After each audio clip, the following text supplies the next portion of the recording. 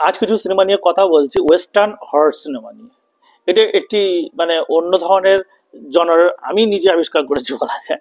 তার কারণ হচ্ছে ওয়েস্টার্ন সিনেমায় হরর এবং এই কম্বিনেশনটা কিন্তু খুব কমই আছে। তা যারা ওয়েস্টার্ন সিনেমা ভালোবাসেন, ওয়েস্টার্ন সিনেমা মানে বুঝতেই পারছে যে সিনেমাগুলো সাধারণত রুক্ষ জায়গায় হয়।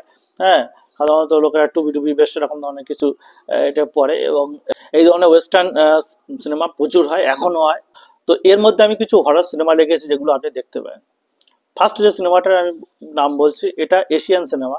সিনেমাটার নাম হলো Marlina the murderer in the four acts. এই যে সিনেমাটা, এটা আমি অনেকদিন আগে দেখেছিলাম। সিনেমাটা মানে কি বলবো, আমার দারুণ লেগেছিল। এই সিনেমাটা দেখতে পারেন। এখানে দেখানো হয় একটা নারী, হুম, সে কি করে, তার স্বামীকে খুন করে, খুনে তার মাথাটা নিয়ে চলে আসে। না, খুন করে, খুন করে তাকে মমি করে রেখে দেয়, মানে ওই ওখানকার যে কালচারাল হিসেবে তাকে মমি করে রেখে দেয়। তার বাড়িতে হঠাৎ ডাকাত আসে এবং সেখান থেকে ডাকাতদের মেরে সে স্বামীর মাথাটাকে নিয়ে চলে আসে। এই নিয়ে তারপর পরপর কাহিনী হতে থাকে এবং লোকে দেখে তাকে কি বলে না বলে, এই নিয়ে সিনেমা। সিনেমাটা অবশ্যই দেখবেন। সিনেমাটার নাম কিন্তু এই যে বললাম, মার্লিনা। তো সেকেন্ড যে সিনেমাটার আমি নাম রাখবো, সিনেমাটার নাম হচ্ছে ব্রিমস্টোন। এই সিনেমাটা আমার কাছে অনেকদিন ধরেই আমি রেখে দিয়েছিলাম, কিন্তু আমার অ্যাকচুয়ালি অনেক পরে দেখেছি। দেখে আমি রীতিমতো মানে হতভম্ব হয়ে গেছি, মানে এত অসাধারণ একটা সিনেমা। সিনেমায় প্রথম প্রচুর পরিমাণে স্ল্যাশার, অ্যাকশন, এবং সব থেকে বড় ব্যাপার, সিনেমার মধ্যে সাইফাই সিনেমাও বলা যায়।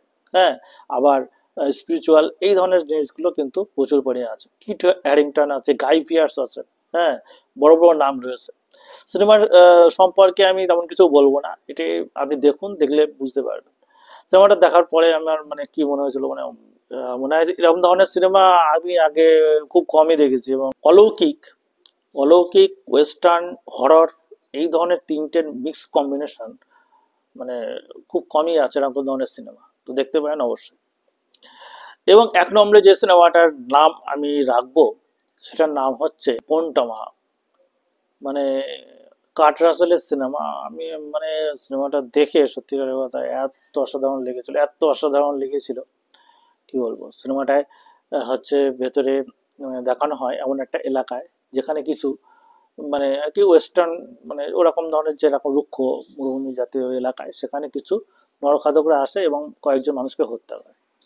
তো কার্টাসের সেখানকার আর কি কি বলে, শেরিফ। তো সে আর কয়েকজনকে মিলে কয়েকজন মিলে যায় সেই নরখাদকদের হত্যা করার জন্য। তো এই নিয়ে সিনেমাটা স্লো, কিন্তু আপনাকে উঠতে দেবে না। আপনাকে এই সিনেমার এন্ডিং দেখার জন্য আপনি পুরো টান টান ভাবে বসে থাকবেন। সিনেমার লাস্টে কিছু কিছু সিন আছে যেটা আপনার মানে হৃদয় কম্পিত করে দিতে পারে। হ্যাঁ, তো সিনেমাটা অবশ্যই দেখবেন। এবং আমি মনে মনে করি যে এই সিনেমাটা একটা আন্ডার রেটেড সিনেমা।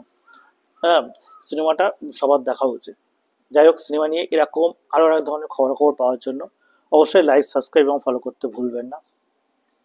আমি চেষ্টা করব, যদি আপনারা এরকম আরো বেশি লাইক দেন তাহলে চেষ্টা করবো এরকম ধরনের রেয়ার রেয়ার কিছু সিনেমার খোঁজ খবর দেওয়া। হ্যাঁ, যেটা আপনি হয়তো আগে কখনো শোনেন। ধন্যবাদ।